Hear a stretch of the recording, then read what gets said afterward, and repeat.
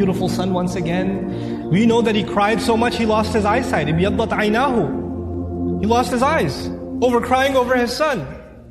And all of those du'as for so many years go unanswered, and then eventually they get answered.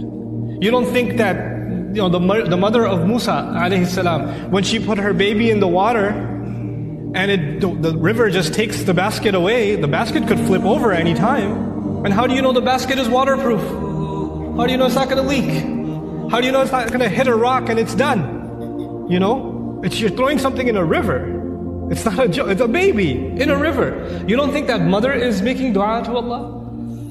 And notice the difference. In that case, in the case of Musa's mother, she makes dua to Allah, and a few hours later, she's reunited with her son.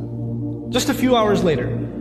By the time the baby is hungry for the next meal, he's back with his mother. And in the other case, with the case of Yusuf alayhi salam, he was separated from his father.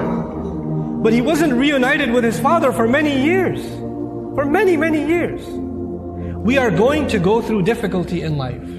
And all of our problems are not going to be solved because we made a dua to Allah. Understand the reality of dua. What is the purpose of dua? We often confuse dua with talab. Talab in Arabic means to ask for something, to demand something. Dua means literally to call. That's what it means.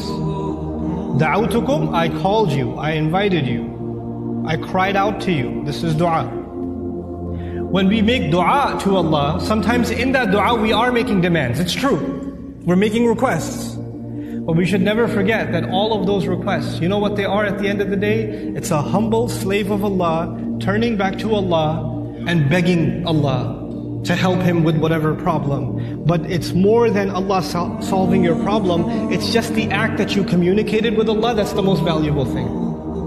The fact that you actually engaged Allah in conversation, that is the goal in the end. Whether or not Allah will solve your problem immediately is a separate problem.